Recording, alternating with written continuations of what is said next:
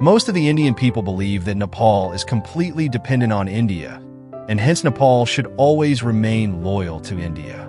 It is not only Indian media, but the common Indian intellectual community is also influenced with this attitude and notion. During the economic blockade of 2015, these types of thoughts and feelings were widely publicized in Indian social networks. They had expressed patriotic feelings, saying Nepal should be stopped from all economic assistances and should be forced to kneel down. All subsidies given in fuel and other commodities should be stopped, and the recruiting of Gorkha soldiers in the Indian army should also be ceased. These notions were expressed as if Nepal could not stand without India's mercy, destined to be completely collapsed if India stopped her assistance. With these bitter expressions and incidences from the Indian side, we were interested to investigate the various aspects of bilateral economic relations between India and Nepal. During the studies, we found some interesting and surprising facts about it. Unfortunately, this belief is prevalent even in our communities.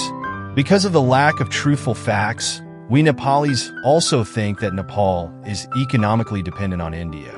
However, while analyzing the bilateral economic relations based on facts, the dependence on import has been considered as the economic dependence. Because of this reason, India is always in the diplomatic benefit in the mutual relationship between the two countries. In our understanding, economic dependency and import dependency are two different factors to be considered. Import is just one aspect of economy. In this way, Nepal is not economically dependent on India, but dependent only in import. In fact, through import, Nepal contributes $15 billion annually, while through the Indian embassy in Nepal, India donates just 3 to 4 billion of Indian rupees to Nepal. With these facts considered, how can Nepal be completely dependent on India? Let us compare the cases of Bhutan and Nepal. Bhutan is economically and politically completely dependent on India. India has been annually giving a large amount of economic aid to Bhutan, along with foreign investment. Although Bhutan has been earning a sizable amount from hydroelectricity export, Bhutan cannot meet government spending without India's financial support. Bhutan is the country where India provides the greatest amount of monetary assistance. India has committed to provide an amount equal to 45 billion Indian rupees to implement the 12th five-year plan to Bhutan, while Bhutan has an economy of 1/10 the size of Nepal's. In the last 3 years, India has provided a grant of 57 billion Indian rupees. In the case of Nepal, India distributes 3 to 4 billion Indian rupees through her budget from the Indian embassy in Nepal under its own organization, mostly for politically motivated projects.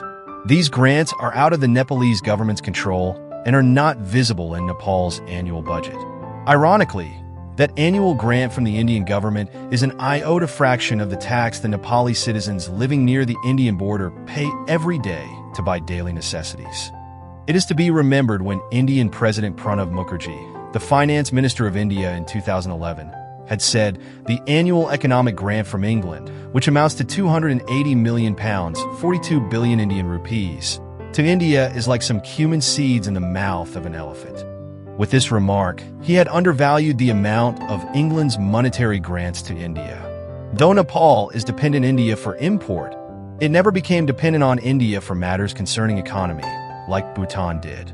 India interferes in Nepal's internal matters, encroaching all limits, and in this context, one obviously speculates that India has certainly provided substantial contribution to Nepal's development.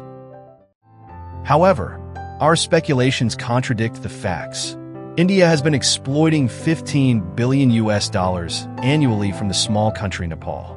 Though India has more than 100 times of a greater economy than Nepal, the annual $15 billion contribution from Nepal plays a great role in that economy. For example, after Narendra Modi became the Prime Minister of India, a total of $31 billion was obtained by India as foreign direct investment in the year 2014 to 15. The source of only $20 billion out of this investment had come from those developed countries where Modi had visited. The situation is that all of the remittance obtained by Nepal goes to India after less than 24 hours. India has been benefiting from this huge amount of Nepali income, but India does not like to reveal this truth due to the risk of losing her goodwill in bilateral relations and international community. However, India does not hesitate to repeatedly mention its own assistance and warmth towards Nepal. Surprisingly, although the great country India has been exploiting Nepal unilaterally, nowhere has the mention of this been attempted. Indian people think at face value. 5 million people work in India and send billions of dollars to Nepal. But the sectors contributing 1/3 of Nepal's economy, like business, 13.65, real estate, 11.45, and the construction sector, 7.65, are run by Indian workers in Nepal. According to IMF's report on remittance, Nepal has an annual remittance deficit of $2 billion with India. Indian people living and working in Nepal send $3 billion of remittance to India, but the Nepali people living and working in India, including the Gorkha army, send just $1 billion to Nepal.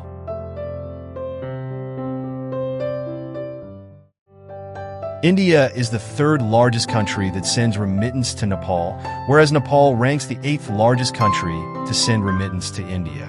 Considering the size of the economy, Nepal is one of the 5 countries from where India gets remittance. However, while considering the size of the economy as well as per capita income, Nepal is the country which sends the largest amount of remittance to India. India has covered 65% of Nepal's total trade. Last year, Nepal imported $7.4 billion in amount of goods from India, while it is sure to import that of $8.5 billion this year. Similarly, India's trade deficit of the last year's $7 billion is going to be $8 billion this year. When speaking countries that contribute for profit in the Indian economy, Nepal is actually the 3rd largest. It is one of the 10 countries where India exports to. It is worth mentioning that Nepal has been contributing to India $10.5 annually by both trade deficit and remittance deficit. Among the foreign students holding an Indian education, Nepali students are the largest in number. Each year, thousands of Nepalese students go to India for the purposes of obtaining a higher education. Ayushma KC, the president of the Association of CA Students of Nepal at New Delhi, reported that there are 11,000 Nepali students who study CA at Laxminagar alone. Some years ago, that number was 23,000. The large participation of Nepali students in education exhibitions and fairs in Nepal organized each year shows the attraction of Nepali students in foreign countries. Last year, Nepal used $38 billion of foreign currency for education in foreign countries, while this year it has already spent $25.5 billion in 6 months. A large part of that expenditure goes to India. A study shows that Nepal has spent $2 billion in medical tourism in India, which is extrapolated to be $9 billion in the year 2020. Thousands of Nepali patients go to India for medical treatment each year. Although there is no separate record of such Nepalis, it becomes readily apparent from the sheer line of Nepali patients in Indian hospitals that the largest number of foreign medical tourists are from Nepal. Similarly, according to a report published in 2017, Nepal ranks 14th on the list of the number of foreign tourists who go to India. The number of Nepalis going to India equals the number of Indians coming to Nepal. This report fails to include the people of both countries crossing the border through land route. If one adds the number of Nepali people who go to India via land route, Nepal becomes the 3rd largest country from where tourists go to India. In fact, Nepali people spent $80 billion last year to go to foreign countries, while they are expected to spend $100 billion this year. India stands the most beneficent country of that money. Out of the $10 billion monetary savings in Nepal, 45% is deposited in India. 25% of it is saved in Indian government's debenture. This means that Nepal has been providing an equivalent of $2.5 billion for the Indian government's expenses. Among SARC countries, only Bhutan and Nepal invest in Indian government's debenture, of which Nepal contributes to more. The remaining 20% is saved and credited in the Indian banking sector. In this way, India has been taking a direct financial benefit equivalent of $4.5 billion from Nepal. India's debt assistance of $1 billion to Nepal, declared in 2014 by Prime Minister Modi during his visit to Nepal, is essentially the part of Nepal's foreign money kept in India. The fact that Nepal, a country with a total annual economy of $29 billion and an economy 100 times smaller than India's own, provides financial assistance to India is a rare example of financial contribution in this world.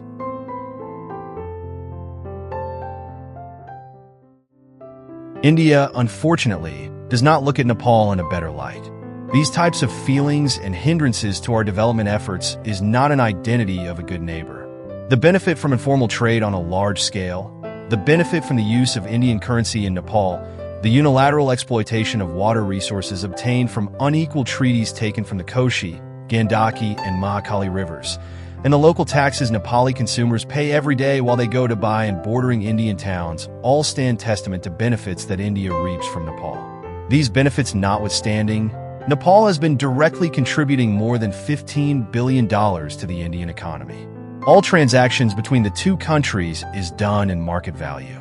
Contrary to what most Indian people think, Nepal does not receive any imports such as fuel as a grant from India. Nepal, which imports petroleum products of $2 billion each year, can be said to be a special permanent strategic customer of India. Therefore, India has been keeping Nepal as its commercial and political strategy of monopoly in Nepal's petroleum market. India has been using the Gorkha army in the conflicts with Pakistan and China because the Indian army has incessant faith and dependence on the Gorkha people. Otherwise, 120 million people of the state of Bihar and 220 million people of the state of Uttar Pradesh would have saved Indian territory. In the eyes of neighboring countries, India is a big country with a small heart. After passing 2 centuries as a British slave, India gained independence in 1947 and has begun emerging as a regional power in South Asia. Its behavior towards its neighboring countries, however, continues to be disrespectful and dominating. The people of Bhutan, who are economically completely dependent on India, also secretly express dissatisfaction over India's behavior.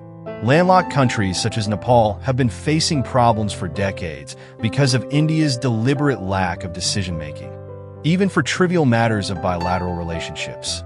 Nepal has been suffering continuously because of inhumane incidents, including minimizing the rights and facilities of landlocked and underdeveloped countries guaranteed by the United Nations, dilly-dallying during decisions-making, creating unnecessary problems, imposing economic embargoes, etc. Accessing the 8 states of northeast India is not possible via land route.